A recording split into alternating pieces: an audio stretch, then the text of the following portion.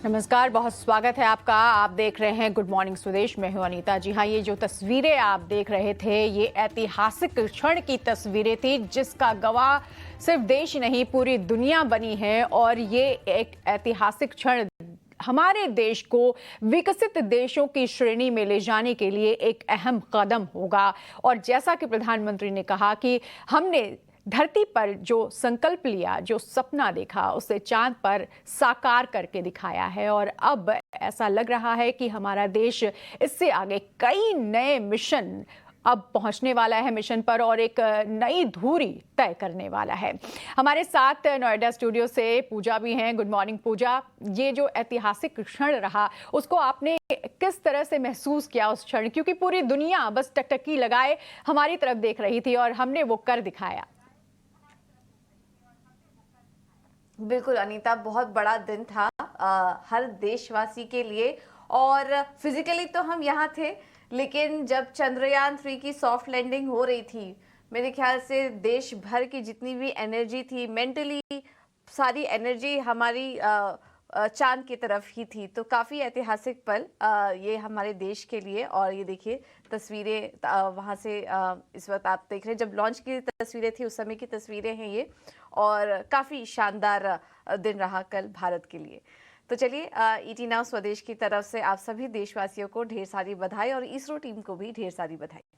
अब आगे बढ़ते हैं और नज़र डालते हैं बाजार पर। और इस वक्त हम देख रहे हैं कि एशियन मार्केट से अगर शुरुआत करें तो संकेत काफ़ी पॉजिटिव नज़र आ रहे हैं। गिफ्ट निफ्टी हरे निशान में है, चीन के बाजार हरे निशान में, जापान के बाजार 115 अंक ऊपर, कोरिया के बाजार भी करीब करीब 1% की तेजी वहां पर है और हांगकांग के बाजार भी 130 अंक ऊपर इस वक्त कारोबार कर रहे हैं। तो काफी पॉजिटिव संकेत हैं एशियन मार्केट से। और अगर बाकी मार्केट्स की बात करेंगे तो दुनिया भर के बाजारों से भी बहुत ही अच्छे संकेत यहाँ पर निकल कर आ रहे हैं।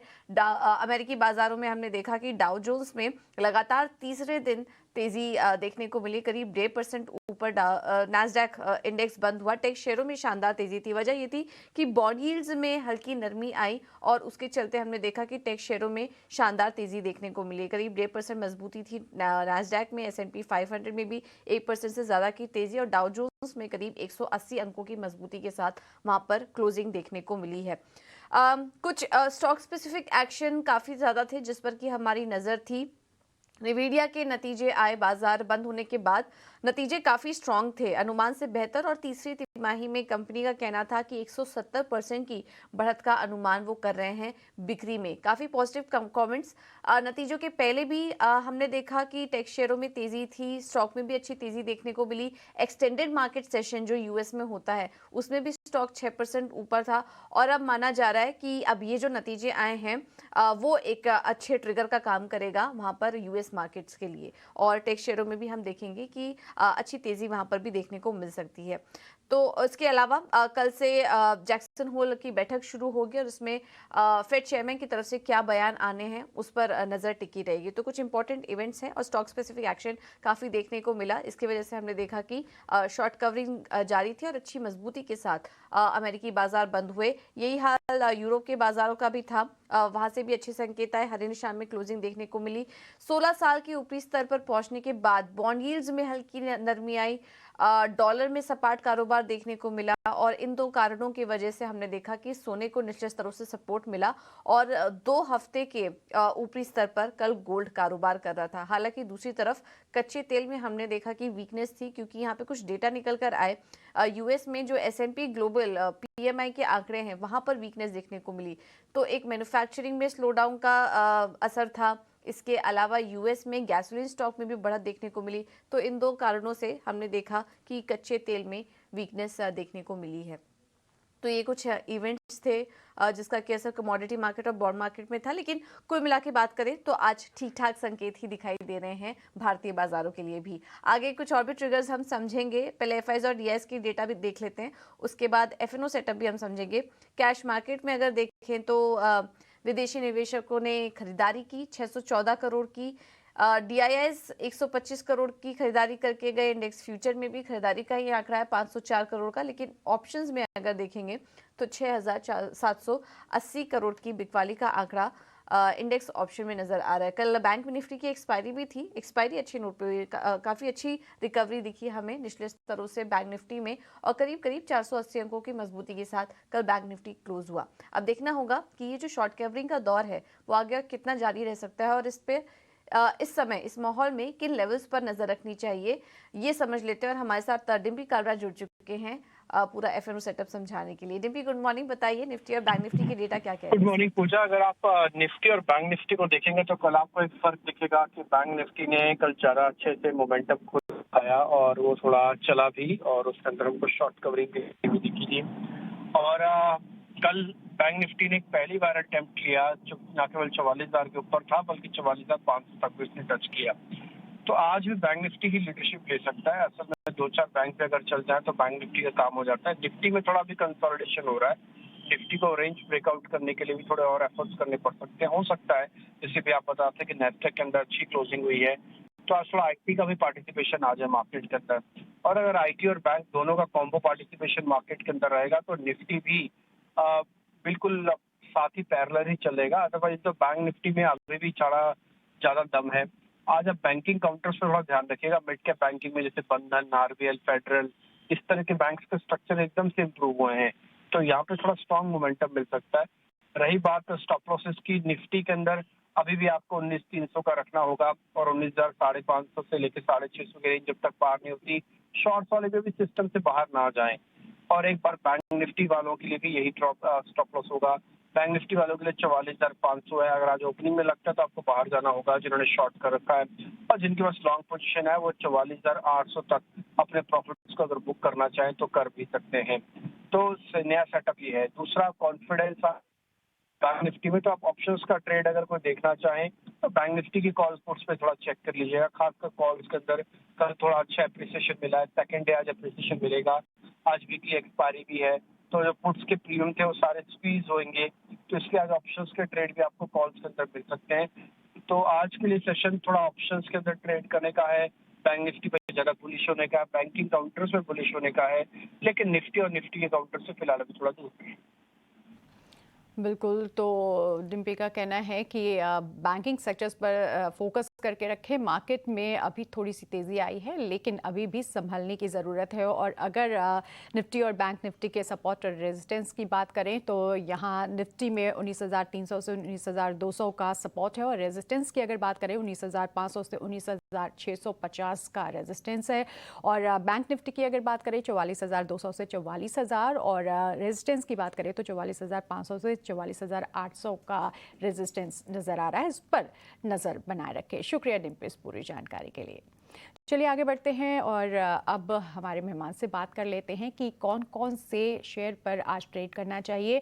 ध्वनि पटेल हमारे साथ हैं। गुड मॉर्निंग ध्वनि, बहुत स्वागत है आपका 18 आवर्स स्वदेश पर। सबसे पहले आपको भी शुभकामनाएं मून मिशन के लिए, और जानना चाहेंगे कि आज मार्केट पर कैसे नज़र बनाए रखें और कौन कौन से शेयर में ट्रेड करें।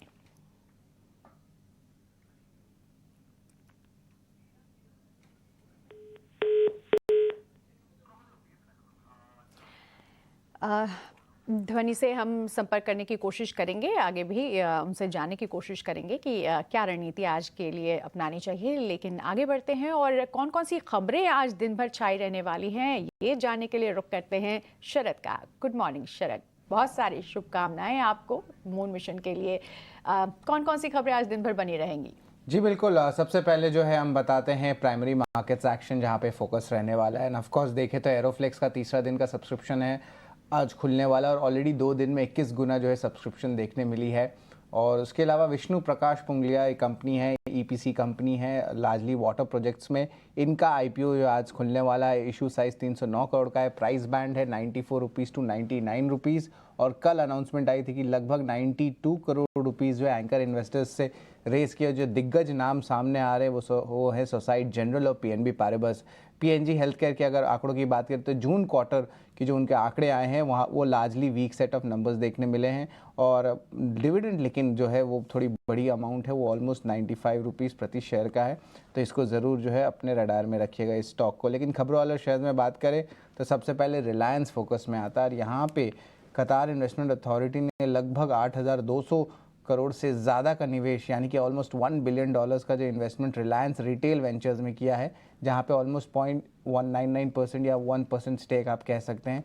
अब ये रिटेल आर्म है आपकी रिलायंस इंडस्ट्रीज़ के, और इस डील का जो वैल्यूएशन है वो लगभग $100 बिलियन का हो जाता है। लास्ट टाइम जो था उसकी वैल्यूएशन $63 बिलियन पे थी। तो आप देख सकते हैं एक बड़ी जंप देखने मिली है रिलायंस रिटेल की जो कंपनी है। इसके अलावा QIA इन्वेस्टमेंट जो है ये दूसरा राउंड हो रहा है इन्वेस्टमेंट का आपके कतार इन्वेस्टमेंट अथॉरिटी की। कोफोज का भी आज ब्लॉक डील हो सकता है, जहां पे बेरिंग पी जो है कम्प्लीटली एग्जिट करने वाले हैं, 26% स्टेक की बिकवाली करेंगे। प्राइस है 4,550 रुपये प्रति शेयर पे, 7% डिस्काउंट पे है। लगभग 7,400 करोड़ का जो है टोटल शेयर्स बाजार में आने वाले हैं, और उसके कारण जो है फ्री फ्लोट पे इम्पैक्ट होगा। नुवामा एक्सपेक्ट कर रहे हैं कि लगभग $29 मिलियन का जो है इन्फ्लोज देखने मिल सकता है। और बहुत सारे जो है स्टॉक्स जो स्पेस रिलेटेड स्टॉक्स है, जैसे कि एमटाटेक, HAL, सेंटम इलेक्ट्रॉनिक्स, L&T, इनमें जो है आज भी मूवमेंट देखने मिलेगा, क्योंकि चंद्रयान की जो सक्सेसफुल लैंडिंग देखने मिली है मून में, उसका इम्पैक्ट देखने मिल सकता है, क्योंकि ये अलग अलग कंपोनेंट्स जो है प्रोवाइड करते हैं, सर्विसेज प्रोवाइड करते हैं, और भारत की जो स्पेस मिशन है उससे जुड़े रहते हैं। तो ऑफकोर्स गर्व की बात भी है। और ये जो स्टॉक्स हैं और जो उनकी जो बिजनेस है उस पे जो है हम 18 स्वदेश पे दिन भर आपको जो है कवरेज देंगे। क्वेस्ट कॉर्प की जो है मैनेजमेंट मीट आई थी, यहाँ पे नुवामा ने जो है उस मीट में जो है देखा गया कि कंटिन्यू कर रहे हैं कि वो पीयर्स को आउटपेस कर रहे हैं, उनकी ग्रोथ उनके पीयर्स के साथ बेहतरीन है। और जो monster.com की जो ब्रेक इवन है वो फोर्थ क्वार्टर FY24 में देखने मिल सकता है।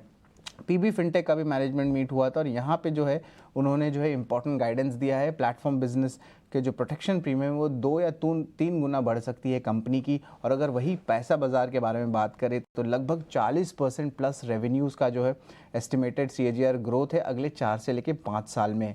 मैनेजमेंट ने कहा है कि वित्त साल 2027 में जो पैट गाइडेंस है 1000 करोड़ का, उसको वो कमिटेड रखेंगे, उसको रिटेरिएट करेंगे और अचीव करने वाले हैं। शुगर स्टॉक्स भी फोकस में रहेंगे। भारत ने जो है एक शुगर एक्सपोर्ट्स पे बैन लगा दिया, और ये पहली बार हुआ है 7 साल में। एंड ऑफकोर्स ये जो है इन्फ्लेशन कम करने के लिए और भारत की जो फूड सिक्योरिटी है, अनाज की सिक्योरिटी है, उसको जो है करने के लिए ये गवर्नमेंट की जो है स्टेप आई है। PI इंडस्ट्रीज़ में भी खबर आ रही है कि लगभग 19 लोग जो है हॉस्पिटलाइज हुए हैं, जहाँ पे रिपोर्ट्स आ रही है कि लीकेज हुई है उनकी ब्रोमाइन प्लांट में गुजरात में। हालांकि कंपनी की तरफ से जो है कोई टाइप का अनाउंसमेंट या क्लैरिफिकेशन अभी तक नहीं आया है, और ये डेवलपिंग मैटर है। और जिस तरह कंपनी की जो है आप कह सकते हैं रिप्लाई या क्लैरिफिकेशन एक्सचेंजेस में आएगी, हम आपको पहले बताएंगे।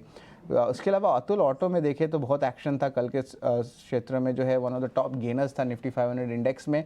और यहाँ पे सोसाइट जनरल जो फ्रांस के FI है, उन्होंने जो है लगभग 1.5 लाख शेयर्स की एक्विजिशन की है। स्नोमैन लॉजिस्टिक्स में सस्टेन बाइंग देखने मिल रही है गेटवे डिस्ट्रिक्ट पार्क्स की। वैस्कन इंजीनियर स्मॉल कैप कंपनी है, हालांकि 600 करोड़ के ऊपर एक ऑर्डर आया है बिहार मेडिकल सर्विसेज से। NHPC ने MOU साइन कर लिया है आंध्र प्रदेश के पावर जनरेशन कॉर्पोरेशन के लिए, एंड ऑफ कोर्स ये हाइड्रो जनरेशन के लिए है। टोरेंट फार्मा के लिए स्लाइटली पॉजिटिव न्यूज़ है।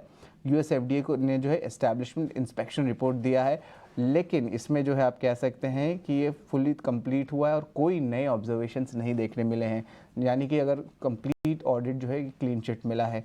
और आखिर में TVS मोटर्स भी फोकस में रहेगा, जहाँ पे वो आज लॉन्च करने वाले हैं उनकी प्रीमियम इलेक्ट्रिक क्रॉसओवर स्कूटर। तो ये जो है एक EV सेगमेंट की रहने वाली है प्रोडक्ट, तो इस पे भी ज़रूर ध्यान रहेगा बाजार का। बिल्कुल, तो ये कुछ खबरों वाले शेयर्स हैं जिन पर की आज नजर रहेगी। बहुत शुक्रिया अशरद आपका ये सारी जानकारी देने के लिए। अब आगे बढ़ेंगे और ध्वनि हमारे साथ जुड़ चुकी हैं फोन लाइन पर। ध्वनि, आप सुन पा रही है हमें? जी बिल्कुल। बिल्कुल ध्वनि, गुड मॉर्निंग। आपकी तरफ से आज ट्रेडिंग रणनीति क्या होगी, ये बताइए। जी बिल्कुल, गुड मॉर्निंग, और सभी दर्शकों को मेरी तरफ से चंद्रयान मिशन की बहुत बहुत बधाइयाँ। मेरी तरफ से आज 2 पिक्स रहेगी। पहली पिक जो है वो यहाँ पे हैवेल्स में रहेगी। यहाँ पे चार्ट का अगर हम डेली स्ट्रक्चर देखते हैं तो स्टॉक ने यहाँ पे 20 और 50 पीरियड की जो इसकी मूविंग एवरेजेस है उसके ऊपर मूवमेंट दिया है। 1260 का यहाँ पे एक अच्छा सा सपोर्ट लेवल भी पहले बना हुआ था, और इन मूविंग एवरेजेस के ऊपर क्रॉस करने के बाद स्टॉक में फर्दर मोमेंटम बढ़ता है। करंट लेवल से आपको इसको बाय करना है। 1380 का यहाँ पे टारगेट बनता है, 1320 का आपको यहाँ पे स्टॉप लॉस लगा के चलना है। दूसरी पिक जो यहाँ पे मेरी रहेगी वो गोदरेज प्रॉपर्टीज में रहेगी। स्टॉक ने शॉर्ट टर्म में यहाँ पे हमें एक मूव दिया है जहाँ पे 1000 से लेकर 1700 तक के लेवल्स हमने देखे हैं। रिजल्ट्स के बाद हमें इसमें थोड़ी प्रॉफिट बुकिंग देखने को मिल रही है, बट स्टॉक ने वापस से नीचे की तरफ में 1500 के लेवल्स के पास एक अच्छा सा सपोर्ट लेवल बनाया है जहां से स्टॉक ने अपमूव करा था। उस अपमूव को कंफर्म करते हुए करंट लेवल से आपको बाय करना है। आप 1600 के ऊपर इसके अंदर एक सेफ बाइंग बेट भी लगा सकते हैं। टारगेट इसका 1660 का रहेगा और जो स्टॉप लॉस है वो आपको 1580 का रखना है। ओके, थैंक यू धनी आपका समय देने के लिए। अब आगे बढ़ते हैं और एक छोटे से लेते हैं और कहाँ नजर है ब्रोकरेज हाउसेस की जाने के लिए रुक करेंगे वामाक्षी का। गुड मॉर्निंग वामाक्षी, बताइए। जी बिल्कुल, शुरुआत करते हैं हम बारबेक्यू नेशन के साथ। इन्वेस्टेक की तरफ से रिपोर्ट आ रही है और लार्जली ये हाईलाइट कर रहे हैं कि मैनेजमेंट ने जो स्टेप्स लिए हैं, जो चैलेंजिंग सिचुएशंस है उनको एड्रेस करने के लिए, उसका इम्पैक्ट अब फाइनली नज़र आ रहा है। स्टोर मैट्रिक्स हेल्दी हो सकते हैं और इनफैक्ट ईबिटा ग्रोथ की एक्सपेक्टेशंस है Q3 ऑनवर्ड्स। FY24 एक रीसेट साल रह सकता है और FY25 ऑनवर्ड्स काफ़ी मजबूत ग्रोथ के एक्सपेक्टेशंस की जा रहे हैं। वैल्यूएशंस भी आकर्षक है। तो ओवरऑल अगर हम देखें, इन्वेस्टेक ने बारबेक्यू नेशन पर अपनी खरीदारी की राय को ज़रूर बरकरार रखा, मगर टारगेट प्राइस उन्होंने घटाकर 893 रुपीज़ प्रति शेयर पर कर दिया है। और आखिर में हम फोकस करेंगे सन फार्मा पर। मैक्वारी की तरफ से रिपोर्ट आ रही है और ये हाईलाइट कर रहे हैं कि ड्यूरोरक्सोलिटिनिब पैटेंट का जो लॉस है ये एक पार्शियल सेटबैक है। ये सेटबैक आगे चलते इनएविटेबल है लॉन्ग रन में। और ओवरऑल अगर हम देखें तो करंट इनोवेशन पोर्टफोलियो जो उनके पास है वो काफ़ी मजबूती से ग्रो हो रहा है और मीडियम टर्म में भी ये ग्रोथ जारी रहेगी। तो ऑल इन ऑल इसी के चलते मैक्वारी ने सन फार्मा पर अपनी ओवरवेट की राय को बरकरार रखा है। टारगेट प्राइस 1275 रुपीज़ प्रति शेयर पर दिया है। ओके, थैंक यू वामाक्षी ये अपडेट के लिए। अब आते हैं कमोडिटी मार्केट पर और रणनीति बताने के लिए हमारे साथ अमित सजीजा मौजूद है। Amit thank you so much समय देने के लिए। सोने चांदी से पहले शुरुआत करिए। कल एक रिकवरी हमने देखी थी, 2 हफ्ते के ऊपरी स्तर पर गोल्ड पहुंच गया। अब यहाँ से और तेजी करके चल सकते हैं? जी बिल्कुल, तेजी कर चलना चाहिए। शॉर्ट टर्म बेसिस जो फ्यूचर्स है वहाँ पर 58,650 के आसपास बाइंग कर सकते हैं, लगभग 5950 के लक्ष्य के लिए। और इस ट्रेड के लिए 58,250 का स्टॉप होना चाहिए। गोल्ड में सिमिलरली चांदी की अगर बात करूं तो कल शानदार तेजी दिखी थी और वो जारी रहने की उम्मीद है। सितंबर फ्यूचर्स में 73,400 के आसपास बाइंग किया जा सकता है। डाउन साइड में 72,900 के स्टॉप होंगे और करीबन 70,400 तक के लेवल हमें दिखाई दे सकता है। मुझे कह रहे हैं। थैंक यू अमित आपका ये रणनीति बताने के लिए। तो गोल्ड और सिल्वर दोनों में ही खरीदारी करने की राय अमित की तरफ से। चलिए अब आगे बढ़ते हैं और इक्विटी मार्केट में ट्रेडिंग के मौके कहाँ हैं क्विकली आपके सामने ये रखेंगे। निर्मल बैंक की तरफ से जो कॉल्स हमें मिल रही हैं उसमें पहला है पैरादीप फॉस्फेट्स। यहाँ पर खरीदारी करने की सलाह ये दे रहे हैं। 74 का होगा टारगेट। स्टॉप लॉस सुझा रहे हैं 68 रुपये का। और HAL में भी खरीदारी करने की राय। स्टॉक पर आप नज़र रखिए क्योंकि डिफेंस बेस्ड स्टॉक्स आज फोकस में भी रहेंगे। 4140 के लक्ष्य के लिए आप यहाँ पर नजर रख सकते हैं। स्टॉप लॉस सुझा रहे हैं 3970 का। आगे बढ़ेंगे। कोटक सिक्योरिटीज की तरफ से जो कॉल्स हमें मिल रही है उसमें पहला है PNB। वहाँ पर खरीदारी करने की राय ये दे रहे हैं। स्टॉप लॉस होगा 61 का और टारगेट सुझा रहे हैं 67 का। और अगला कॉल है इनका गेल। यहाँ पर आप नज़र रखिए क्योंकि काफ़ी सारे एनालिस्ट खरीदारी करने की राय दे रहे हैं स्टॉक में। गेल पर 115 का होगा स्टॉप लॉस। टारगेट सुझा रहे हैं 125 का। 5 पैसा कैपिटल की तरफ से जो कॉल्स हमें मिल रही है उसमें पहला है कोटक महिंद्रा बैंक। तेजी करके चले 1825 का होगा टारगेट। स्टॉप लॉस सुझा रहे हैं 1750 का। और ऑन मोबाइल ग्लोबल यहाँ पर भी खरीदारी करिए 118 का होगा टारगेट। स्टॉप लॉस है 104 का। तो आज मिड कैप लार्ज कैप सभी स्टॉक्स पर फोकस है और सभी स्टॉक्स में तेजी करने की राय हमारे एक्सपर्ट्स की तरफ से। चलिए फिलहाल इस बुलेटिन में इतना ही। मुझे और अनीता को दीजिए इजाजत। एक छोटे से ब्रेक के लिए हम यहाँ पर रुकेंगे।